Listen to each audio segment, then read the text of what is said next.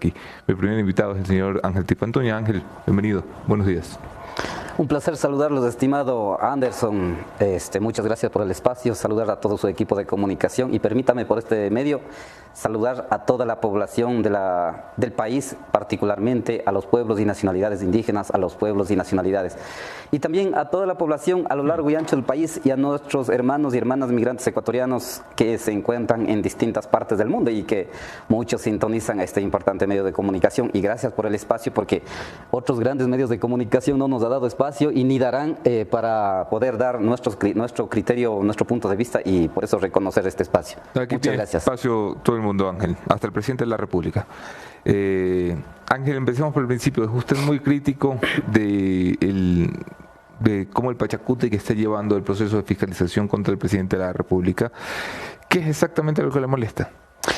Bueno, un importante sector de la juventud, particularmente de los pueblos y nacionalidades indígenas, a lo mejor estarán sorprendidos por lo que se ha escuchado semejante escándalo sobre presuntas negociaciones de votos en la Asamblea Nacional para salvar al narcogobierno del presidente Guillermo Lasso. A mí no me sorprende, quiero decirle a la población, a mí no me sorprende porque yo soy una de las personas que he venido denunciando desde hace mucho tiempo. Eso ha sido la práctica común de una cierta cúpula dirigencial de la CONAIE y Pachacutic siempre. Han terminado pactando con la ultraderecha, con los gobiernos de turno, excepto con el correísmo, solamente para beneficio de ellos y no importa la situación que viva la gran mayoría de las comunidades indígenas que realmente somos víctimas de este tipo de cosas, de estos negocios sucios. Repito, que se benefician ellos y la gran mayoría de la población estamos viviendo en la peor tragedia nacional, y por eso mismo ahora en las comunidades indígenas miles y miles de familias siguen cruzando las fronteras entre México, Estados Unidos, hacia otros países. Esta semana acaba de ir mis familiares también siguen yendo. Entonces, eso es la realidad. Ahora, el tema es que cuando nace la CONAIE Pachacutic, por ejemplo, sí, se nace con un principio que ellos lo llamaron el tema de Amayuya, Amaquilla, Amashua. Pero eso ahora se convierte a lo contrario. Ahora, si robas, roben bien, agarren bien, llevan todo lo que puedan, negocian con el que quiera, puede ser con mafiosos, con quien sea, asuntos que ellos se acomoden bien y el resto allá defiendan como puedan. Se ha desperdiciado la oportunidad que tuvo el Pachacutic. Por primera vez, en lugar de ser 2 o 3 asambleístas, fueron la segunda fuerza política del Parlamento. Eso ocurrió a raíz de paro de octubre, usted se acordará. A raíz de paro de octubre de 2019 se subió esa popularidad, digamos, de esta fuerza política de Pachacutic, y que llegó a tener 27 asambleístas, y ahora se desperdicia, así como usted dice, totalmente de acuerdo, se desperdicia. Entonces, ¿por qué se desperdicia? Por este tipo de cosas. Pero si ellos fueran coherentes, sería preferible generar alianza política, tanto desde los sectores populares para un proceso electoral y en el proceso fiscalizador desde la Asamblea. Preferible es que se unifiquen con sectores progresistas, en este caso podría llamar con la Revolución Ciudadana, con UNES, por ejemplo. A ellos no les importa. Algunos dirigentes de la cúpula dirigencial de Pachacutic prácticamente le dicen no con el correísmo o no con el progresismo, preferible que se vayan con ultraderecha. ¿Usted cree que el Pachacutic se tiene que aliar con el correísmo, que los persiguió, los enjuició, los revolcó, los golpeó? Sí. Mi punto de vista es sí. Ese es un tema ideológico y es un tema de un proyecto político, más allá que en el camino pudiera haber pasado. Pero lo que tenemos que ver es hacia futuro, qué proponemos para los ecuatorianos, en este caso tanto Pachacutic y la Revolución Ciudadana. En función de eso, si en el camino encuentra alguna dificultad, tenemos que ir resolviendo. Pero ¿qué es lo que quiero decir en esta mala práctica política que a mí no me sorprende? Por ejemplo, mire, la persona que estuvo aquí, la que son de los audios. Por allá por los años 2002, me parece, no estoy tan seguro, en una reunión de Hatun Cabildo en Pujilí, ella dijo lo siguiente. En ese tiempo en el Congreso Nacional, ¿con quién unimos? Cuando nosotros cuestionábamos esa alianza con socialcristianos, nosotros cuestionábamos por qué tienen que unir con los socialcristianos. Decía, ¿pero con quién? ¿Con quién quieren que unan? ¿Con el MPD que tiene 3 diputados o con socialcristianos con los que tienen 30 diputados? Decía así. Entonces, no les importa la ideología política, no les importa el proyecto político, asuntos que por cuestiones de conveniencia se negocian y punto. Entonces, te digo, desde ese entonces así ha sido la práctica política. Con lo que están haciendo, ¿qué es lo que ponen en riesgo? Es el proyecto político. El proceso de construcción de un Estado plurinacional, de la sociedad intercultural que tanto se habla, eso cada vez se va hundiendo. Entonces, en este momento mismo, por esas malas prácticas que ellos tienen, de acuerdo al resultado electoral, ¿En qué lugar están? Aunque ellos dicen que son segunda fuerza política, para mí no lo es. De acuerdo a los datos, ellos están en sexto lugar en votos numéricos. Ese es el resultado que ha sacado Pachacutic en este proceso electoral. Entonces, para nosotros y para mucha gente realmente es muy penoso. Yo debo saludar que porque en Pachacutic también hay dirigentes buenos con quien se puede dialogar, con quien se puede conversar. ¿En función de qué? En función de unificar una gran alianza política para resolver los grandes problemas que el Ecuador ahora mismo vive. Por ejemplo, entre ellos se puede conversar con Leonidas Issa, por ejemplo. Por eso que debo saludar la decisión tomada o el pronunciamiento. ¿Tú crees que Leonidas Issa es un liderazgo positivo para... En comparación de los otros, por supuesto.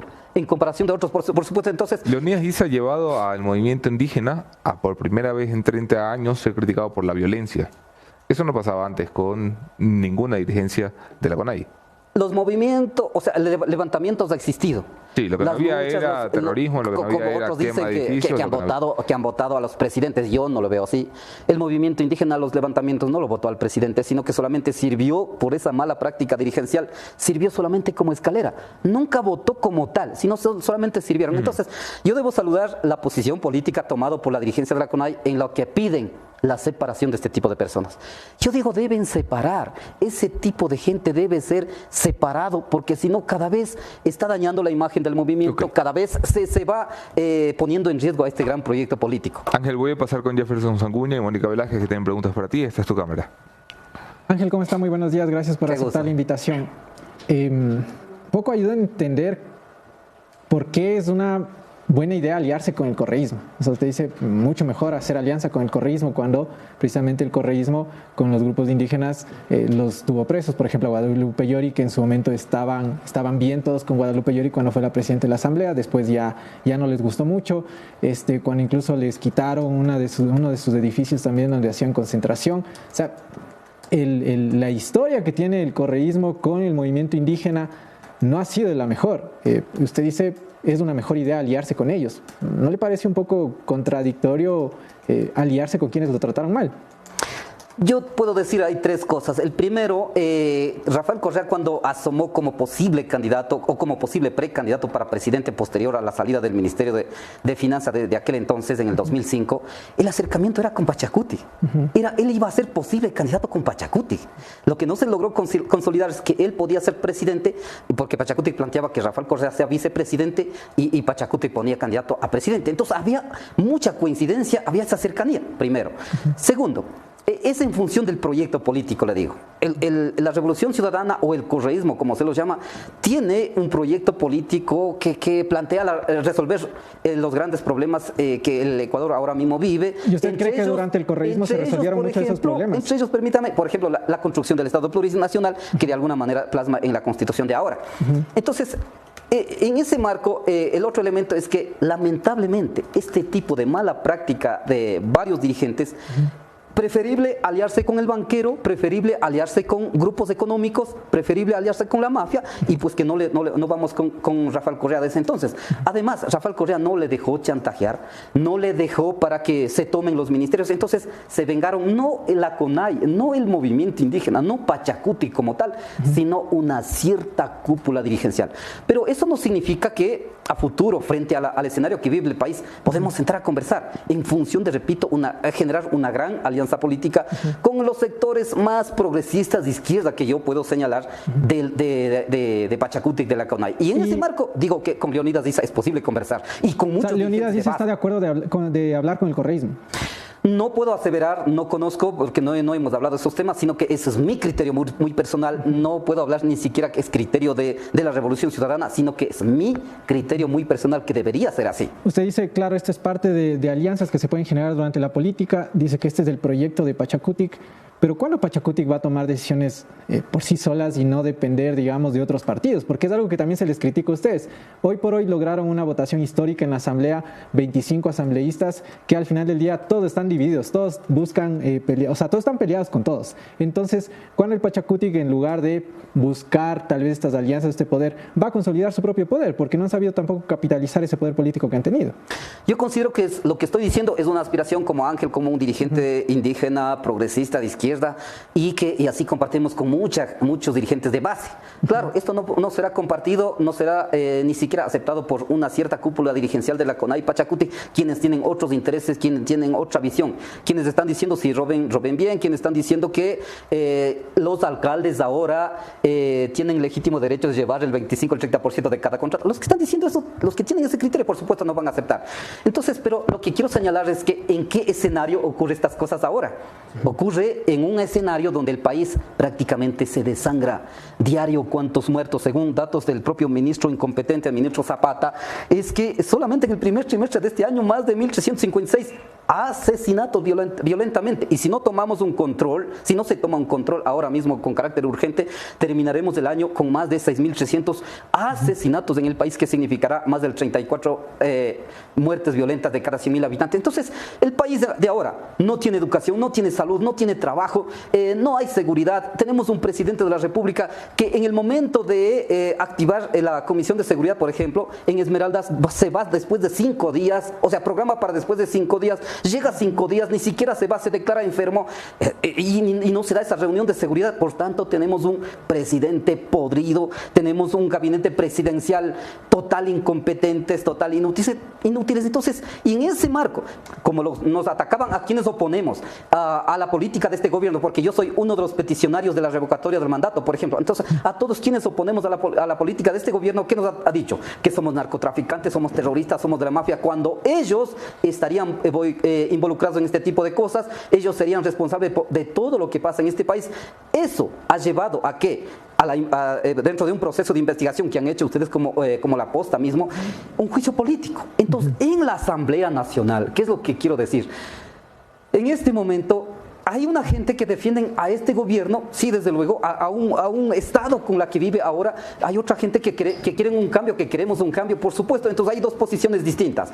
Gente que queremos, yo quiero que el presidente esté fuera. Hay algunos asambleístas que quieren que esté fuera este presidente, pero hay otros que defienden, en este caso como el señor Villavicencio. El presidente de la Comisión de Fiscalización es el que debe el puesto al presidente Lasso. Él es el presidente que debería ser imparcial, pero prácticamente termina como un abogado propio del presidente y está defendiendo ahí. Lamentablemente eso es lo que pasa. Sin embargo, por todo lo que está pasando, por estos escándalos, ojalá tengamos votos suficientes para la destitución del presidente.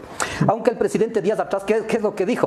Que no habría los 92 votos. Entonces él está afirmando que sí estarían comprando a los asambleístas. Entonces esto es lo que tiene que cambiar. La compra de votos, ¿por qué no más sería? Imagínense, por puesto de ministros.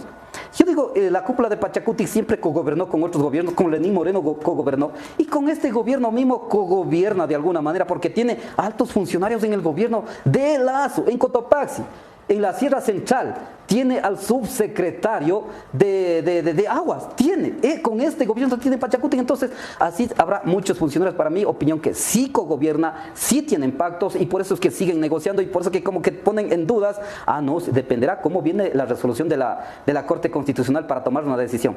Hay unas bancadas que han puesto por comunicado que serán firmes en votar a favor de la destitución, pero tanto Pachacuti y Izquierda Democrática no lo ha hecho. Caso Cotopaxi, el presidente Lasso tiene 2 asambleístas de 4. Un asambleísta de Pachacuti, que entró por Pachacuti, la señora Gisela Molina, ha convertido en defensora aférrimo de Guillermo Lasso. El otro es el asambleísta Dalton Basigalupo, de Izquierda Democrática, defiende a rajatabla a Guillermo Lasso. Esos 2 asambleístas seguramente votarán para defender a Guillermo Lasso, pero la asambleísta como Peter Calo de Pachacuti, Ana Herrera de UNES, seguramente terminarán votando por la destitución del presidente. Así es que en este negocio, cargos públicos, puesto de ministerios, que no es cualquier puesto, y además serían kushki, ashka kushki, harta plata. Yo me pregunto, ¿y de dónde saldrán esas platas para comprar la conciencia a los asambleístas? ¿Será del Ministerio de Finanzas? Yo me atrevo a pensar que podría ser las mismas platas de narcotráfico, mientras el país está en la peor desgracia, en la peor tragedia, y hay un grupo de vivos que quieren enriquecerse cada vez a costa del sacrificio de la población ecuatoriana. Esa es la realidad que tiene que conocer la población ecuatoriana, particularmente los compañeros y compañeras del sector indígena tienen que conocer eso, y la CONAI tiene que depurar eso para seguir avanzando en esos procesos unitarios. ¿Cómo está, Ángeles? Saluda Mónica Velázquez. Hablando de la compra de votos, después del audio publicado por la Posta, Cecilia Velázquez hablaba de negociaciones, ¿no? Que ella quería ministerios y varios ministerios. A través de un comunicado, el Pachakutik pidió la separación no solamente de Cecilia Velázquez, sino también de varios asambleístas, como Ricardo Vanegas, la asambleísta Gisela Molina. Pachakutik tiene que deshacerse de todos los que piensan diferente a Leonidas Issa. ¿O por qué? No se trata de pensar diferente el ISA o X y Z dirigentes, sino que aquí, o sea, en la CONAI o en cualquier otra organización política, ¿qué es lo que cabe? Un proyecto político, una ideología política, un horizonte político. Entonces, en Pachakutik, ¿cuál es el horizonte político? El proyecto político es la construcción del Estado plurinacional, una sociedad intercultural. Entonces, todos quienes entraron allí tienen que haber aceptado esa ideología política, trabajar y luchar por esos principios ideológicos, por ese proyecto político.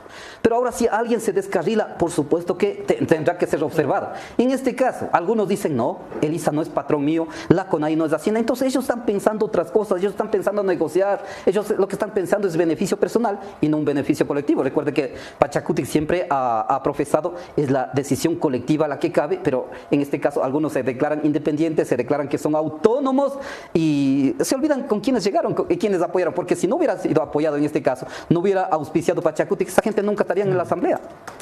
Oye, y para 2025, ¿quién te parece que debería ser la carta del Pachakutik? Uno de los más visibles es desde luego Leonidas Issa.